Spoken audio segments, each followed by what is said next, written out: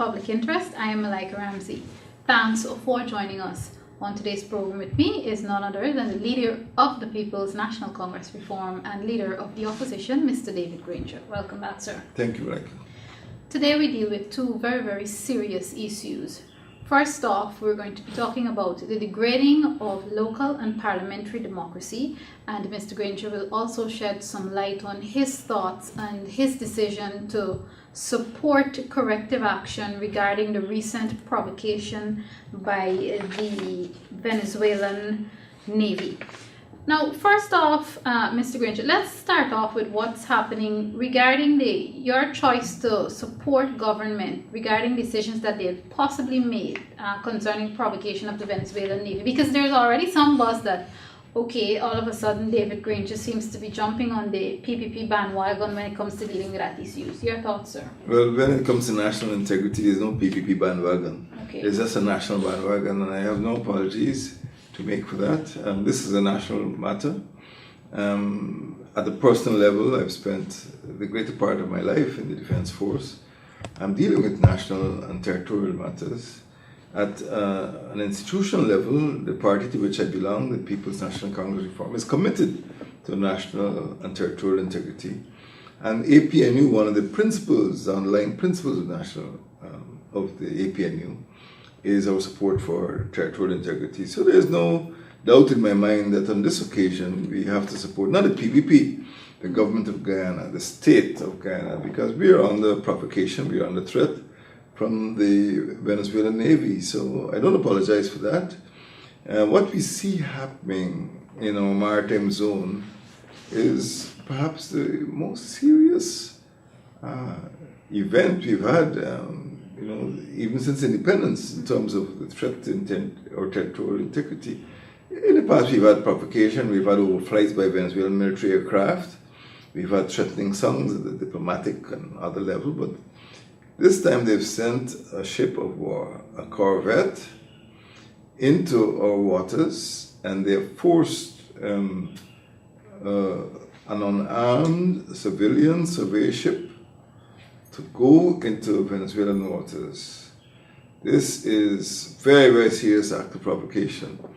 And I call on all Guyanese to stand not behind the PPP, but to stand behind the government of Guyana and oppose, resist, condemn the provocative action by the Venezuelan Navy. I know our program is not designed mainly to speak about that, but I have two other quick questions. Do you believe that this is somehow stemming from past, whether it be verbal battles or whatever with Venezuela? Because some persons who were not born, you would have heard talks about a little issue between Venezuela and Guyana when it comes to land. Do you believe that this stems from that occurrence? Well, it is a long story, and we need more than one program to discuss it, but the territorial conflict is like well over 150 years old. Okay. And it was resolved, it was settled in 1999. We went to tribunal in The Hague, and there was arbitration. Mm-hmm. So as far as Guyana is concerned, there is no controversy. The matter is settled, and our borders have been defined, and our borders remain unchanged. Okay. However, at the time of independence, or on the approach to independence, Venezuela got it into its national head that it should claim the entire Essequibo. And really from that time, more or less for the last 50 years, we've had a series of provocative actions. And at the time of 1969, the Rupununi Rebellion, there was evidence of Venezuelan involvement.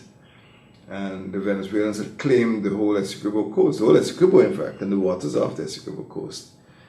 And this is the first time that they have actually sent a warship into our waters to force or to evict an unarmed civilian vessel.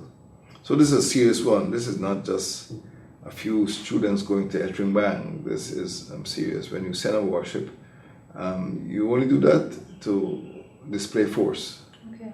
You only use an armed vessel like that to exert force or to coerce, in this case, an unarmed civilian vessel to do its bidding, and that's what we're protesting against, and I think all Guyanese need to be concerned about it. Finally, on this matter, sir, do you believe there's any significance knowing that this incident comes not long after we had a visit by Mr. Maduro, President Maduro? I think there's a linkage because President Chavez, who died, was at first very hostile to Guyana.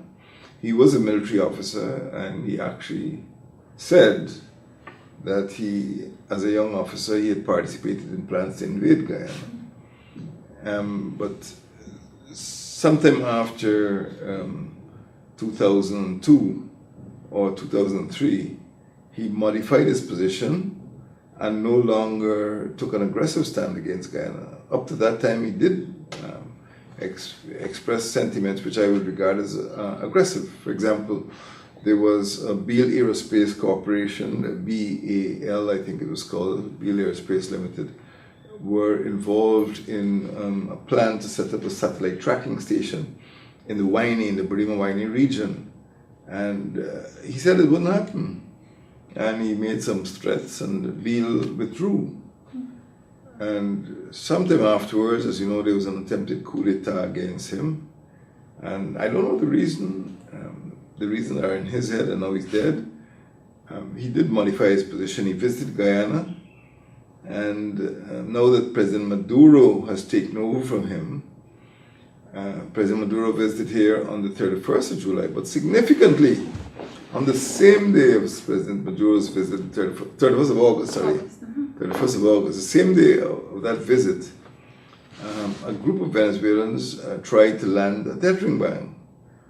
Whether or not they were posing as students, I cannot say this time. In fact, I've asked a question in the National Assembly when we returned to the National Assembly, and those students actually declared it was an act of sovereignty.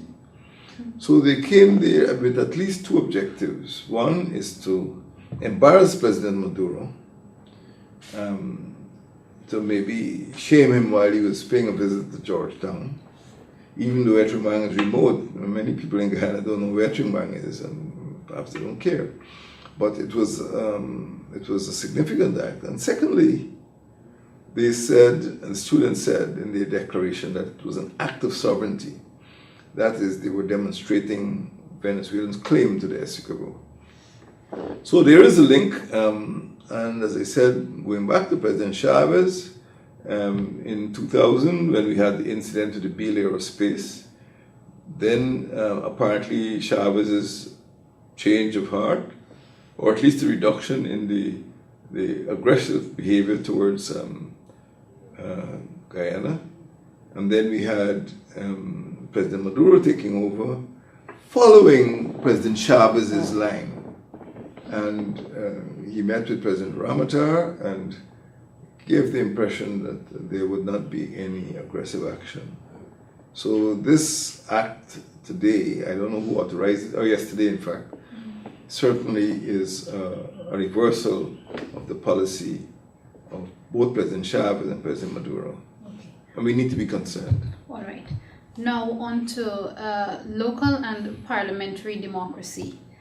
Opposition leader. A Partnership for National Unity has recently accused the PPPC of degrading parliamentary and local democracy. Now, are you not concerned that you would be somewhat, meaning the partnership, the opposition, would be somewhat attacked for saying that? Because people may say, well, look, you have the majority, you're in the National Assembly, what did we put you there for? Why are you allowing them to degrade local and parliamentary democracy?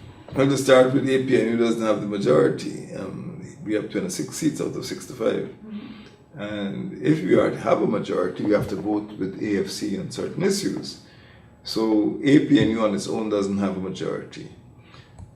Second, we have to be careful about the conventions which have been built up over a period of time. And what has happened is that the system of government has been warped, deformed, twisted out of shape by the People's Progressive Party.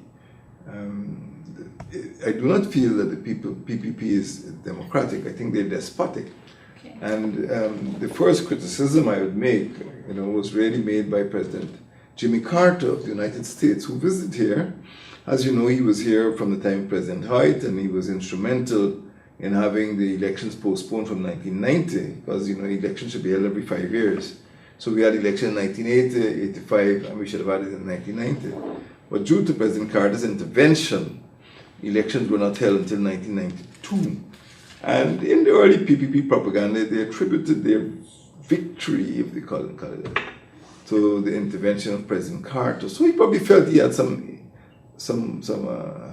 I would say, leverage or some influence with the PPP. But he came here 9 years ago in 2004. I met President Jagdeo, and he went away quite bitter. He said he'd never come back again. He said the government is obviously wedded to this concept of winner takes all. The government was not prepared to practice inclusive governance. It kept locking the opposition out. So when we speak of the National Assembly, we speak of, for 21 years, a situation for 21 years in which the PPP has been deliberately locking the opposition out of major decisions. Now, regardless of whether we have the majority or not, that is the PPP mindset.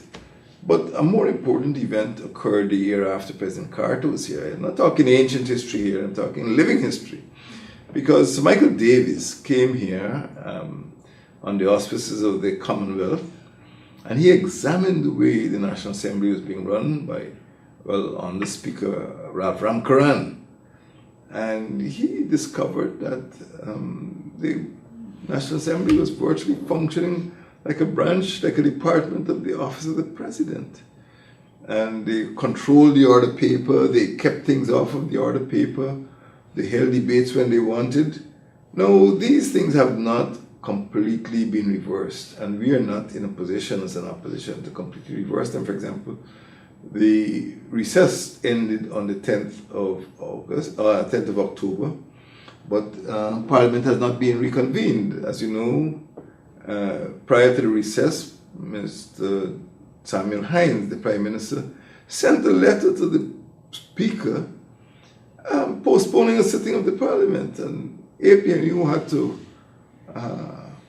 had to rebel against that, and we said, we're going to Parliament, and we called on the Speaker to convene Parliament on that day, and it turned out that we had a full sitting. But it's the mindset of the PPP which is undemocratic. So when you look at what Jimmy Carter had to say about the perpetuation of the winner-takes-all mentality, when you look at what Sir Michael Davies wrote about the government control of the National Assembly, we see that a lot of damage has been done. And this damage, I think, dents or destroys the credentials of the PPP to claim that it is democratic, because it has really done a lot of damage to parliamentary democracy. But we come to the local democracy too. How can that winner-takes-all system be changed or be adjusted? And is it something that's deep in the Constitution? Does the Constitution have anything to do with changing the winner-takes-all system? Well, the Constitution supports it. But when I speak of the winner-takes-all system, it's not just a constitutional situation.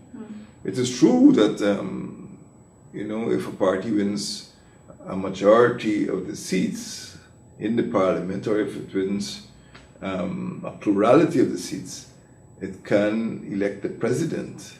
But what has happened in many states in the world, and this is nothing rare, in many states of the world you've had attempts at forming collaborative or forms of government, cooperative or coalitions.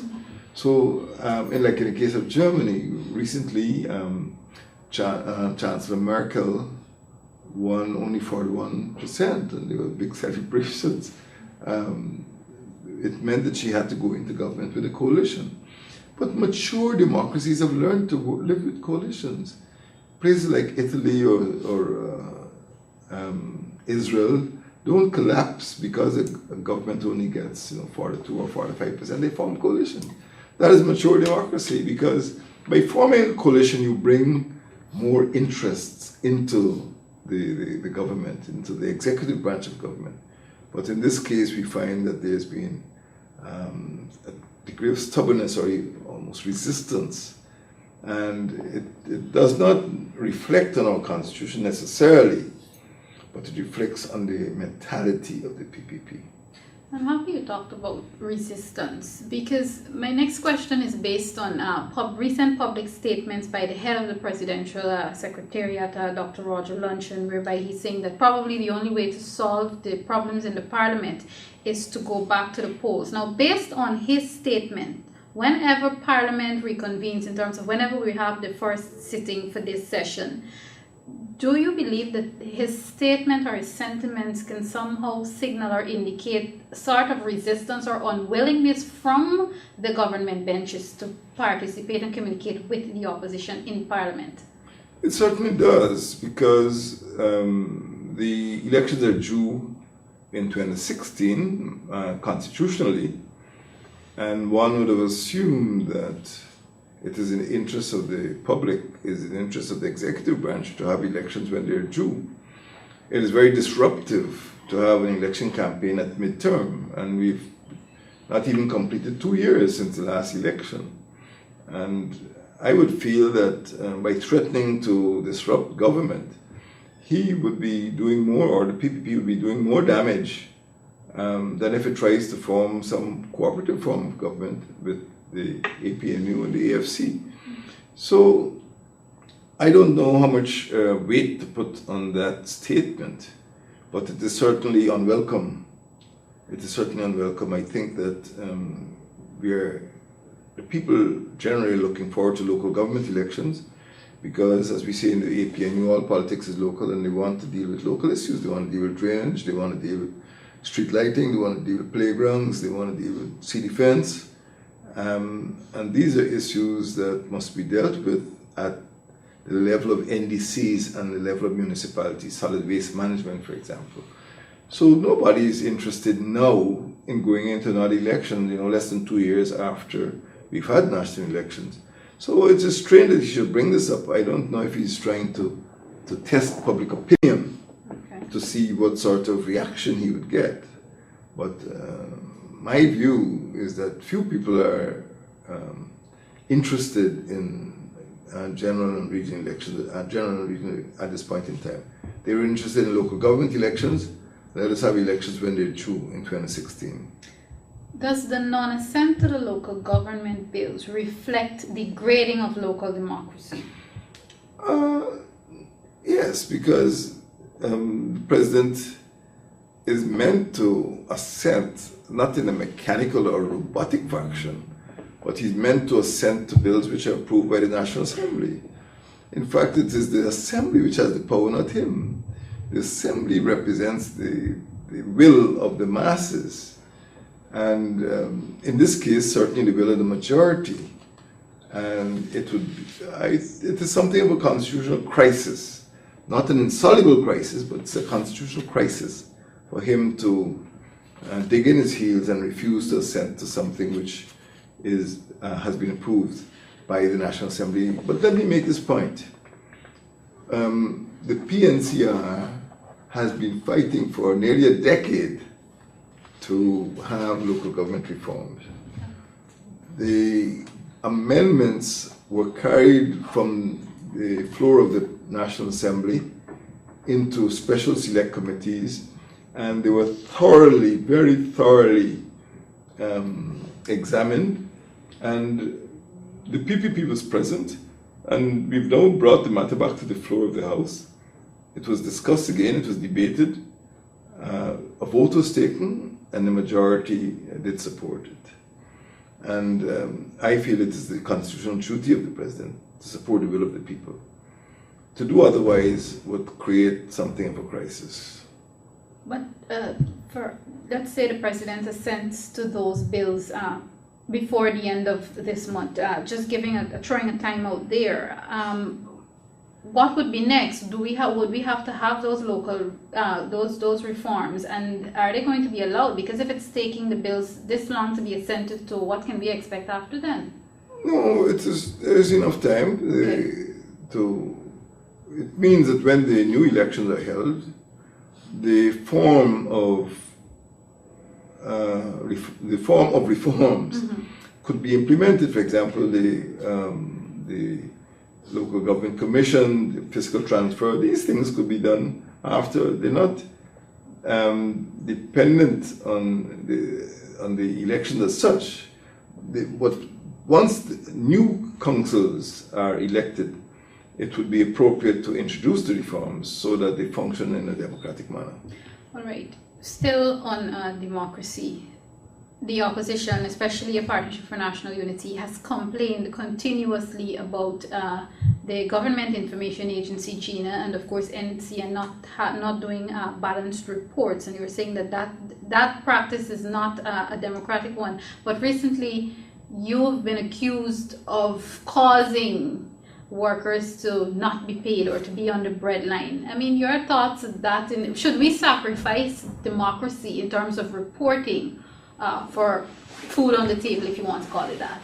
I don't think there's a trade-off between food and news.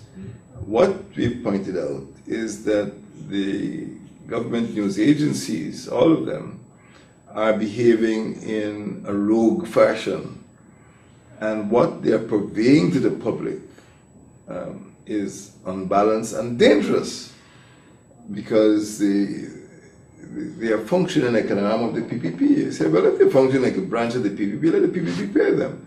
And that is why in the National Assembly, at the time of the budget, we took a decision to reduce spending on GINA until GINA could be administered and managed in a professional manner.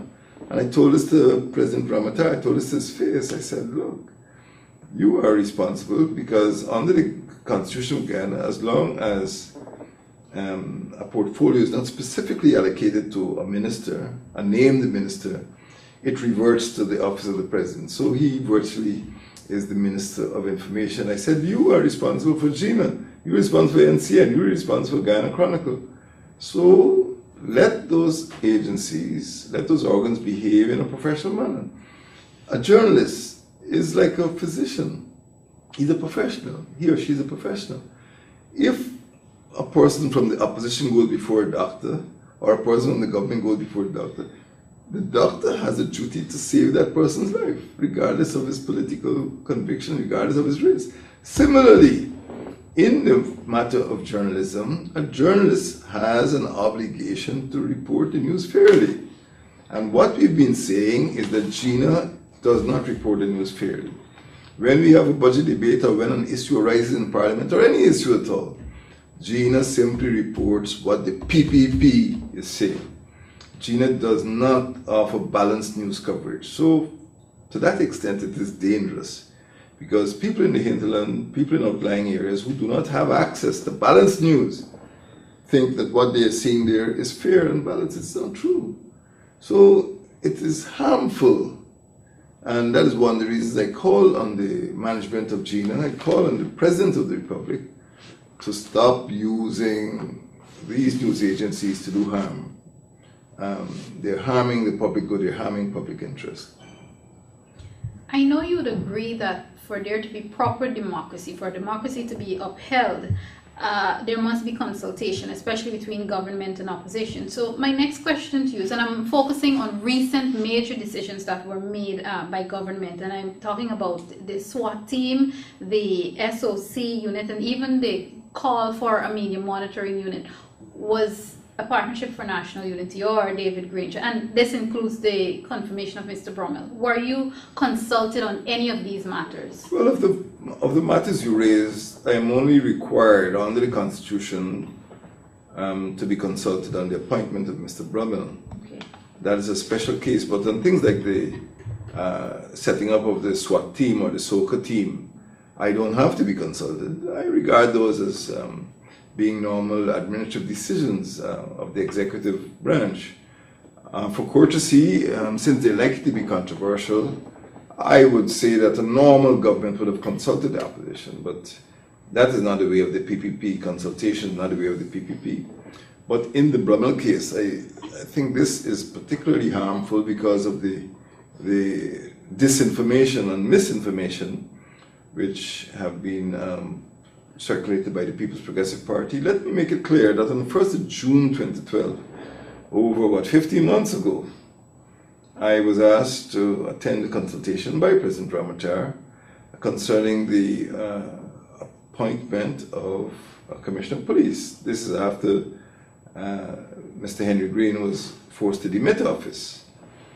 And at that time, two persons were nominated to be promoted to the rank of Deputy Commissioner, Mr. Silal Prasad and Mr. Leroy Brummel. I agreed to that. Mr. Brummel was nominated to be acting commissioner. I did not agree to that. I said Mr. Brummel should be substantive commissioner of police. I made a case for Mr. Brummel. I said he's been serving in the police force for over 30 years. He's experienced. He's the best qualified. In fact, he's the only candidate put up. And I asked President Ramattar to make him the substantive commissioner of police one time. And this was not done. Why come to me 15 months later and ask me to do what I agreed to do since June 2012?